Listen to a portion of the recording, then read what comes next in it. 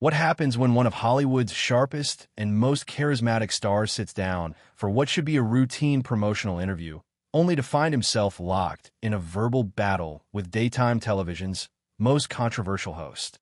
The brilliant Robert Downey Jr., known for his razor-sharp wit and commanding presence, walked onto the set expecting to discuss his latest project, but instead found himself facing off against Behar's relentless tactics that pushed the Iron Man star beyond his limits.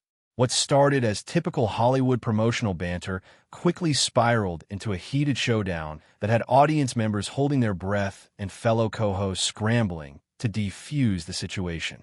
The tension became so intense that Downey Jr. did something that shocked everyone in the studio, something that left millions of viewers absolutely speechless. Make sure to hit that subscribe button and drop a comment below, because this explosive confrontation will leave you questioning how far is too far in daytime television. You're about to witness one of the most shocking confrontations in daytime television history. Robert Downey Jr., a man whose razor-sharp wit and commanding presence have made him one of Hollywood's most beloved comeback stories, was about to face something that would test every ounce of his legendary composure. The actor who transformed from troubled star to global icon, who built an empire on charm and intelligence, was about to encounter a host who seemed determined to tear down everything he had worked so hard to rebuild. For over a decade, RDJ has been the epitome of Hollywood redemption. He's navigated countless interviews with his trademark wit, handled difficult questions with grace and humor, and turned his personal struggles into a narrative of triumph that has inspired millions. But on this particular morning at the View studio, Downey Jr. would face a different kind of challenge entirely. This wasn't going to be about his latest film, his Marvel legacy, or even his incredible journey back to the top. This was going to be a calculated attack on the very foundation of his recovery and reputation. What you're about to see isn't just another celebrity interview gone wrong. This is a masterclass in how quickly intellectual brilliance can turn into controlled fury when someone crosses the line from journalism into character assassination. The man who gave us Tony Stark, who turned his real-life struggles into box office gold, was about to show a side of himself that even his biggest fans had never seen before.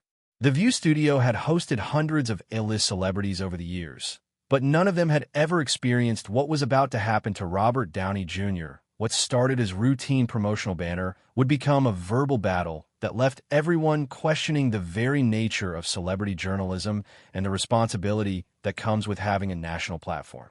Trust me, after witnessing this explosive showdown, you'll never look at comeback stories the same way again. The morning sun cast long shadows across the bustling ABC studios as Robert Downey Jr. arrived with his signature blend of confidence and charm. The megastar glided through the backstage corridors with that unmistakable RDJ swagger, his trademark sunglasses reflecting the studio lights as he greeted every crew member with genuine warmth and his razor-sharp wit. "Morning, everyone," he called out with that infectious energy that had made him a global icon. "Ready to talk about some movie magic today?" His publicist walked beside him, clipboard in hand, running through the standard promotional talking points. "Robert, they'll want to hear about the new project, maybe some behind-the-scenes stories, and probably a few questions about your Marvel legacy. Should be a fun, easy conversation." RDJ nodded with that characteristic smirk that suggested he was already 3 steps ahead of everyone else in the room. "Piece of cake," he replied, adjusting his perfectly tailored suit.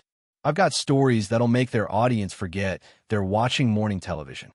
The makeup artist couldn't help but smile as she made final touches to his appearance. "You always bring such great energy to these shows, Mr. Downey. The hosts are going to love having you here." "That's the plan," he said with a wink.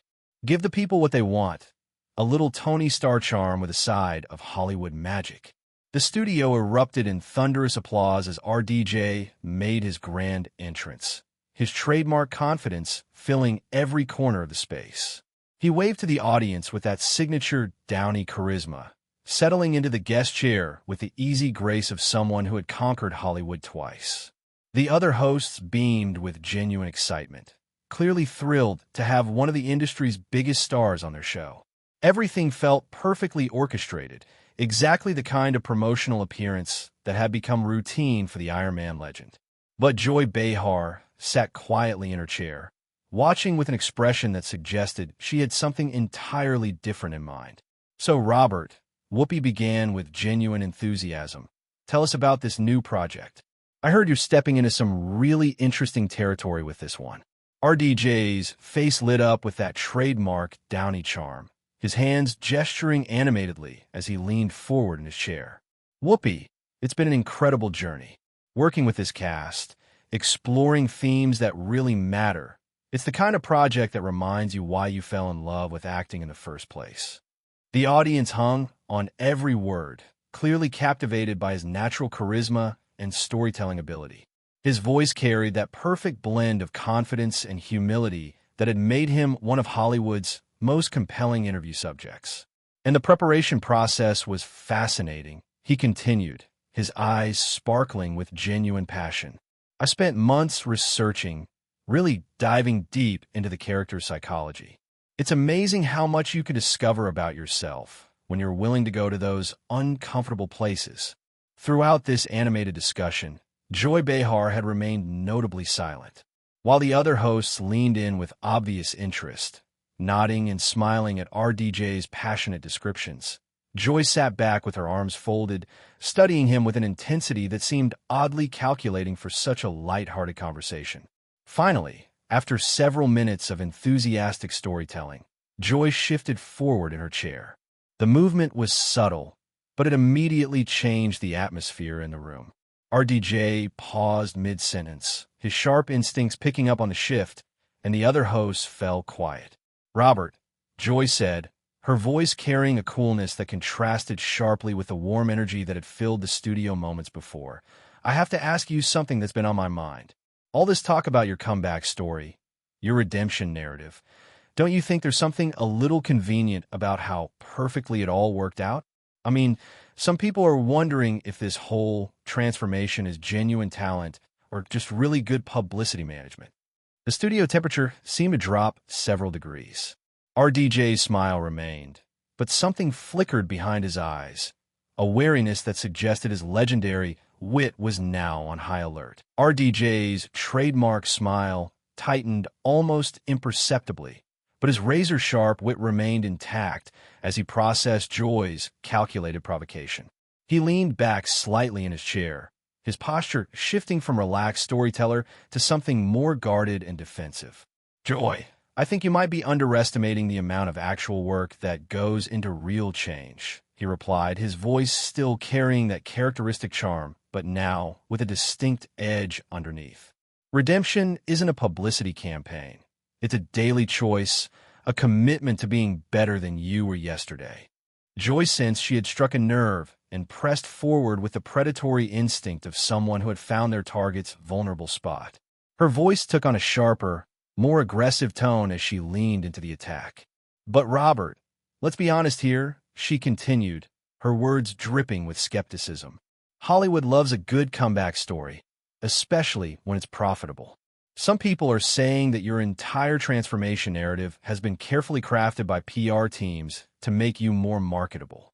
Don't you think there's something calculated about how perfectly your personal struggles aligned with your career resurgence?" The other hosts exchanged uncomfortable glances, clearly sensing that the conversation was veering into dangerous territory. Sonny Hostin attempted a nervous laugh, as if trying to lighten the mood, but Joy's laser focus remained locked on RDJ. Downey Jr.'s famous wit sharpened like a blade, his voice taking on that controlled intensity that anyone who had worked with him would recognize as a warning sign. "Joy, I think you're trivializing something that nearly destroyed my life and the lives of people I care about. Real recovery isn't a marketing strategy, it's survival." The studio audience could feel the tension building, the comfortable promotional atmosphere rapidly dissolving into something much more uncomfortable and personal. Joy's smile suggested she was just getting started. Joy's eyes gleamed with something that looked disturbingly like satisfaction as she prepared to cross into territory that every responsible journalist knew was off-limits. The pretense of discussing his current project had been completely abandoned, and everyone in the studio could sense that something far more sinister was about to unfold. "Robert, let's talk about what really happened during those dark years," Joy said, her voice taking on a tone that made several audience members visibly uncomfortable. "The arrests, the substance abuse, the erratic behavior. Don't you think people deserve to know whether someone with that kind of troubling history can really be trusted with the influence you have today?" The question hit the studio like a physical blow. The other hosts' faces showed immediate shock, and even the camera operators seemed to freeze. This was the kind of personal attack that crossed every professional boundary, the subject that responsible interviewers approached with extreme caution and compassion, if at all. RDJ's entire demeanor changed in an instant. The relaxed charm vanished, replaced by something much more intense and dangerous. His legendary wit, which had been his shield throughout decades of Hollywood politics, now became a weapon as sharp as surgical steel. "Joy, you just crossed a line that separates journalism from exploitation," he said, his voice dropping to a register that carried unmistakable menace. "My past struggles aren't entertainment for your audience. They're real experiences that nearly cost me everything, including my life." But Joy had clearly decided that empathy and professional ethics were obstacles to good television. She leaned forward even more aggressively, her voice rising with what seemed like manufactured outrage. "When you're a public figure influencing millions of young fans, when you're playing heroes on screen while having a history of unreliable behavior, I think that becomes everyone's business. Don't you have a responsibility to address these concerns about your fitness as a role model?" The studio audience sat in stunned silence, witnessing something that felt less like an interview and more like a public execution. What happened next will become one of the most intellectually brutal confrontations ever captured on daytime television. Joy's attack on his recovery and role model status had pushed RDJ past every boundary of professional courtesy, and the brilliant mind that had made Tony Stark legendary was about to unleash its full fury. "Joy, what you're doing right now isn't journalism. It's character assassination disguised as public service," RDJ fired back, his voice rising with controlled intensity. "You're weaponizing my past struggles to create controversy, and you're doing it under the pretense of protecting people. That's not courage, that's cruelty." Joy's face flushed with anger as she shot up from her chair, clearly relishing the explosive confrontation she had successfully orchestrated. "Cruelty? Robert, I'm asking the questions that responsible journalists should be asking. When someone with your history is influencing millions of young people, when you're playing heroes while having a pattern of destructive behavior, people deserve answers." RDJ rose to meet her challenge, his presence commanding the entire studio as his razor-sharp intellect transformed into a weapon of precision and devastation. "You want to talk about destructive behavior? How about what you're doing right now? How about using your platform to tear down someone's recovery journey for ratings?" The other hosts were completely paralyzed, afraid to intervene in what had become an all-out war between two intellectual titans. The studio audience watched in horrified fascination as the confrontation escalated beyond anything they had ever witnessed on morning television. "At least I'm being honest about what needs to be discussed," Joy shot back, her voice cracking with indignation. "You've built your entire comeback on playing heroes while being fundamentally unreliable. Some people never really change, do they?" The cameras continued rolling, capturing every moment of the most uncomfortable and explosive exchange in The View's history. The question that would haunt everyone present was whether they were witnessing legitimate journalism or something far more sinister. The silence that followed Joy's devastating comment about people never really changing felt like it stretched on for an eternity. RDJ stood there, his chest rising and falling with controlled breaths, his legendary composure hanging by the thinnest of threads. When he finally spoke, his voice carried a quiet intensity that made everyone in the studio lean forward. "Joy, you just revealed everything anyone needs to know about who you really are," he said, his words cutting through the studio like a blade.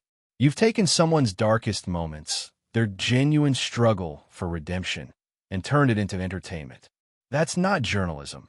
That's exploitation at its most disgusting. Joy realized she had pushed too far, but instead of backing down, she doubled down with desperate aggression. I'm asking legitimate questions about public figures and their responsibility to... No. RDJ cut her off with surgical precision, his voice now shaking with controlled fury. You're feeding off human suffering for ratings. You're taking someone's recovery journey and turning it into a weapon to attack them. That's not legitimate anything. That's the behavior of a predator. He began removing his microphone with deliberate, controlled movements, each action a clear statement that this conversation was over. Joy watched in growing panic as she realized her attack had backfired spectacularly. Robert, you can't just walk away when someone asks you hard questions about your past, she called out desperately, her voice rising to almost a shriek.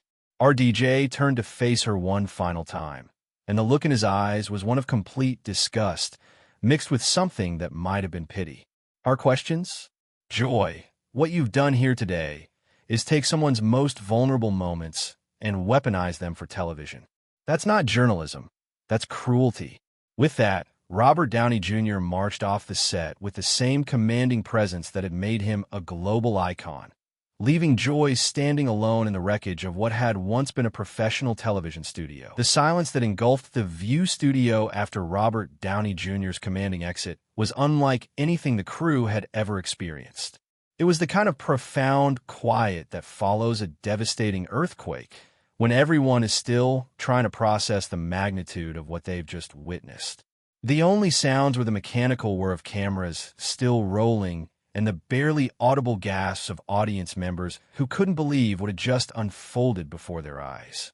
Joy stood frozen in place, her mouth opening and closing as she struggled to find words that could somehow justify what had just happened. When she finally spoke, her voice had lost all its earlier aggression, replaced by something that sounded almost desperate. Well, she stammered, attempting to regain some semblance of control. I think that reaction tells us everything we need to know about how some people handle accountability for their past actions. But even as she said the words, her expression betrayed the fact that she knew she had crossed a line that could never be uncrossed. The other hosts sat in stunned silence, clearly torn between supporting their colleague and distancing themselves from what had just transpired. Whoopi finally managed to speak, her voice barely above a whisper. "We need to go to commercial," she said, but the damage was already done and everyone knew it. The studio audience remained in shocked silence, many shaking their heads in disbelief. Some were already pulling out their phones, recording their reactions to what would undoubtedly become one of the most talked-about moments in daytime television history. The crew members exchanged bewildered glances, knowing they had just captured something that would be analyzed and debated for years to come. This wasn't just a celebrity interview gone wrong. This was the moment when legitimate journalism crossed into something far more sinister. What you just witnessed wasn't an interview about accountability. It was a public execution disguised as morning television, and Robert Downey Jr.'s march from that studio wasn't just a walkout. It was a statement about human dignity that will be remembered long after the cameras stopped rolling. And that's how one of Hollywood's most brilliant comeback stories went from promotional guest to victim of a calculated character assassination in less than 20 minutes. All because Joy Behar decided that exploiting someone's recovery journey was more important than basic human decency. Robert Downey Jr.'s march from that studio wasn't just a walkout. It was a masterclass in maintaining dignity when faced with deliberate cruelty. The question is, do you think Joy was justified in questioning his past, or did she cross the line from journalism into exploitation? Drop your thoughts in the comments below, and make sure you subscribe for more shocking celebrity moments that expose the dark side of daytime television. Until next time, remember, sometimes the most powerful response to cruelty is simply refusing to participate in it.